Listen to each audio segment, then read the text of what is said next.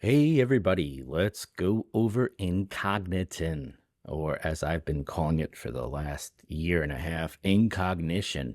Don't know why I'm calling it this, but I'm just used to it. Clearly it's called Incogniton. So if I say Incognition by accident, I apologize in advance. Incogniton is an anti-detect browser. So what does this do exactly? Because there's plenty of people out there that aren't aware they may need this browser tool. Until they use it, they don't know what it is. Once you use it, it might help your workflow and your use case. So an anti-detect browser basically hides users' fingerprints. All right. So a browser fingerprint is basically data points of your device, internet connection, and software preferences. Stuff like this. Basically, a fingerprint can determine characteristics of a user. They even know it's you if you change your IP.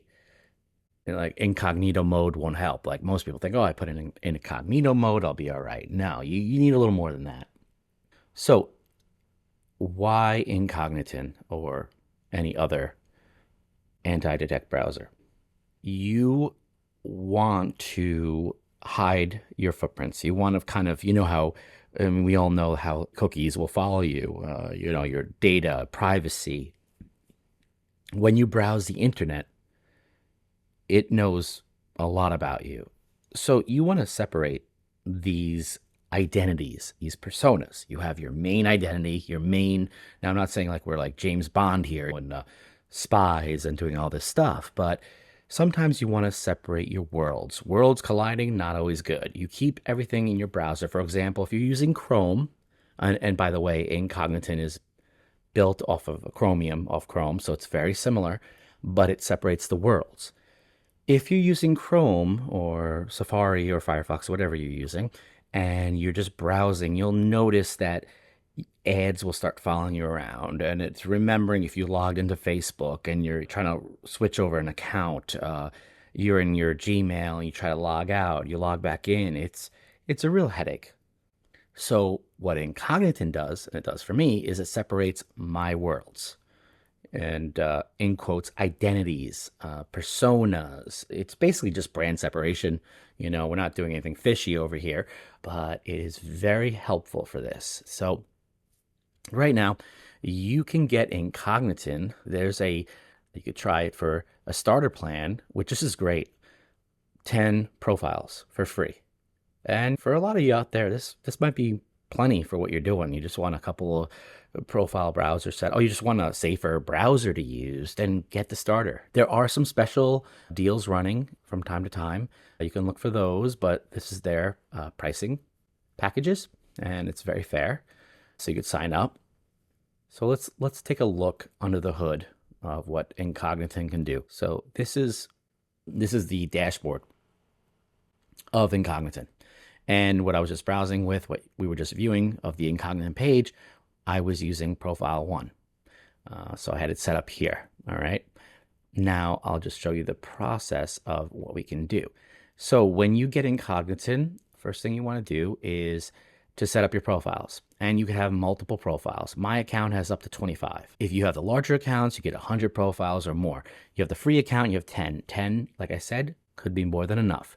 Once you start using Incogniton and for your use cases, you might see that you need more. So what you want to do first is set up a new profile. And we can call this profile, say we have a customer, right? Acme Plumbing Supply, right? So this profile will be set up for Acme Plumbing Supply. All right, we could assign it to a group. There's a group set up in here as well, but that's not as important right now. And you choose your operating system. Do you want it to be Windows, Mac, or Linux? Not advised. I usually do Mac because I'm on a Mac, but I can switch to Windows if I want. It tells you which browser version you'd like. You can randomize the footprint. It'll change the footprint over here. So basically what Incogniton is doing is it is showing the browser like what device you're on, what you're using, where are you, etc. More about the where are you part, I prefer personally to use Incogniton with proxies. So you would add a proxy. Now, you could use it without a proxy, but keep in mind, even though it kind of masks your fingerprint, it's better to use a proxy.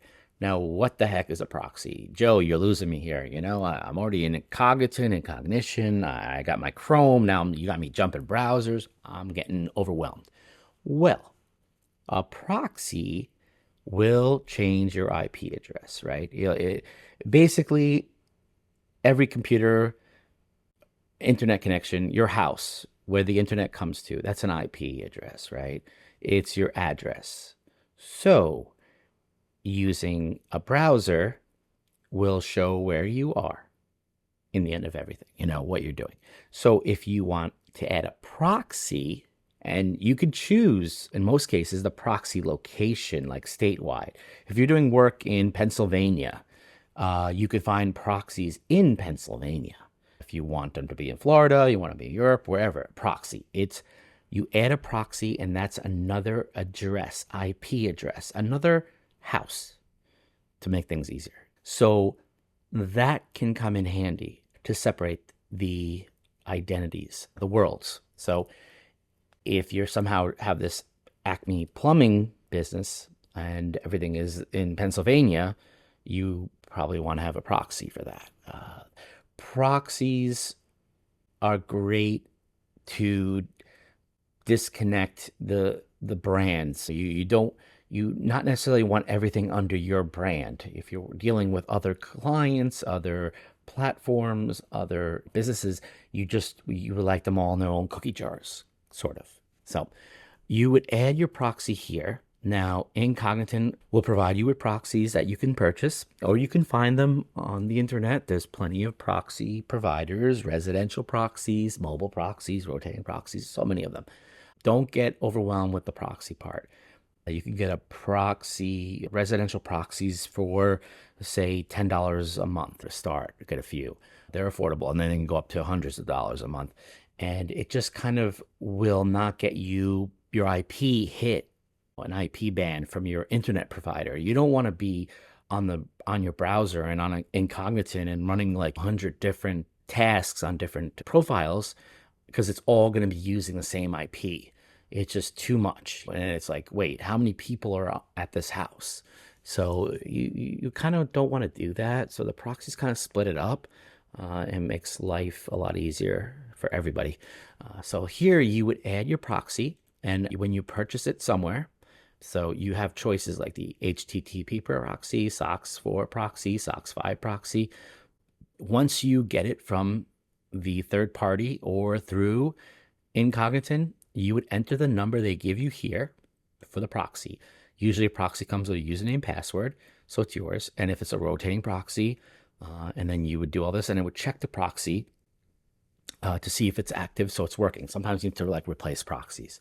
So Incogniton with proxies is really like the 1-2 punch. It's like perfect. It really will keep the profiles separate, and it's not looking like it's coming from your IP address, because you don't want your internet provider again to hammer down on you and say, all right, what are you doing over there? We need to stop you. So proxies are good. Definitely will help you. So once you had that, you would add your proxies. I'm actually going to show this example without a proxy, but I just want to show you that. You can randomize the footprint. Again, back to overview. Click this, and you'll see it switched here. If you're like, oh, I don't want that fingerprint, okay, we'll go with that. Adjust things a little bit. You could do time zone. You could fill a time zone based on the IP. So you could keep it off or on. If your proxy is located somewhere else, you switch to that time zone. WebRTC, I don't really mess with this, but you can look further into this if you want to disable it. I just keep it set as is unless I'm messing around with the proxy some more.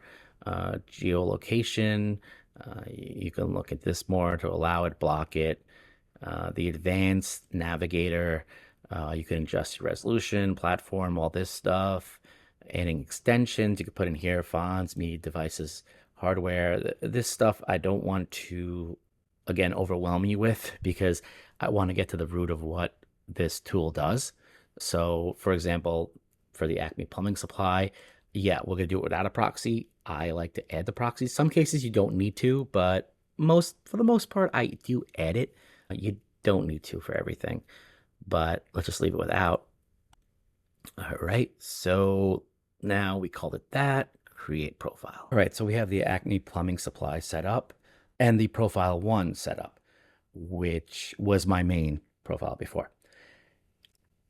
Now you could see one is you could start and the other one is stop. The reason why this one has stop is because I have the profile one behind here. So if we want to start the second profile that we just created for Acme plumbing supply, this would be for my Acme plumbing supply client. Hit start, it launches it, and there you go. This is Acme plumbing supply, right? And then we have profile one. So those are two profiles that Incogniton is working. It's working off of Incogniton. In Incogniton, it's like a tongue twister. In Incogniton. That's why maybe I was calling it Incognition. So this was my main profile. This is me surfing the internet, doing whatever I got to do, going on my Facebook, checking the news, shopping on Amazon, my main profile. Then I have my Acme plumbing supply. This is for my customer. So what I would do here is say Google Analytics. If you want to check the analytics for the account, for the website, anything pertaining to this client, their Facebook page.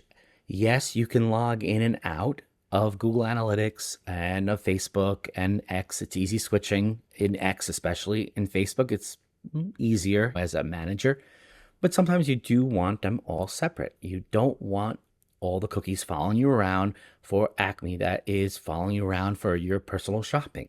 So this is what's great. You have your different browsers, your different profiles set up. Then say I want to create a profile for my Facebook client A, all right? And that one's gonna be in Windows for some reason, just to change it up. I can set that up, create the profile, and then I can launch this one. And now I have Facebook client A. And then when I go to Facebook for client A, that I can log in there. But that one is different from Acme. Totally different logins. If you keep logging in from the same IP address or the same fingerprint, you could get bumped. You can get kicked out. You get a hit. You can't log in again. If you want to set up multiple profiles for different businesses, you need to separate things. Again, very important. You don't realize it until you have a tool like this that can help you manage all this. It's very helpful. Now, another handy thing, say I'm an affiliate. I'm doing affiliate work, right? I'm doing something. So I'm an affiliate in the travel industry. And let's say it's called Travel Business Inc. This is my affiliate. Now, why would I want to keep this separate from my main or from my business client, my Acme client, or my Facebook? Because this I don't want to be connected to me, my brand, my agency, and my work. This is like side business, and I just want it to be under its own umbrella. This is where Incogniton is great. So to use that, set up with a proxy, choose again once your provider, you know what it is, which type of proxy it is. I could do future videos on this as well about proxies, but you can YouTube videos on proxies. There's a lot of information out there. And again, affordable proxies to use, put the information in there, and it'll help mask the footprints. You don't want footprints coming back to you. Basically, footprints, visualize it, footprints on a beach, walking right back to your home. What this does is it kind of sweeps those footprints away and it won't go back to you. So if you really don't want something that you're an affiliate for to be part of your agency or your business, whatever it may be, that's what you use this for. So you would do that, create profile, and now we have our travel business.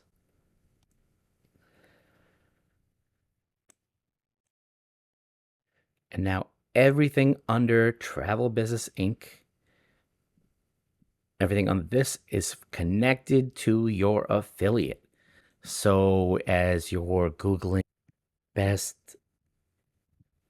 vacation places in Europe, well, I can't spell. I missed a letter there. Don't have my glasses on. So as I'm browsing the internet for this travel business affiliate that I'm running, trying to help people find travel arrangements and where to go, and say I'm researching articles to blogs for my travel business website or multiple websites, you could just use your Chrome and it's fine. But imagine having one workspace just for the travel business, that whole thing. So as you're searching, as you're doing these searches for best vacation places in Europe, oh, I got this. I want to write an article about this. Maybe use some AI, copy, paste, put it in there.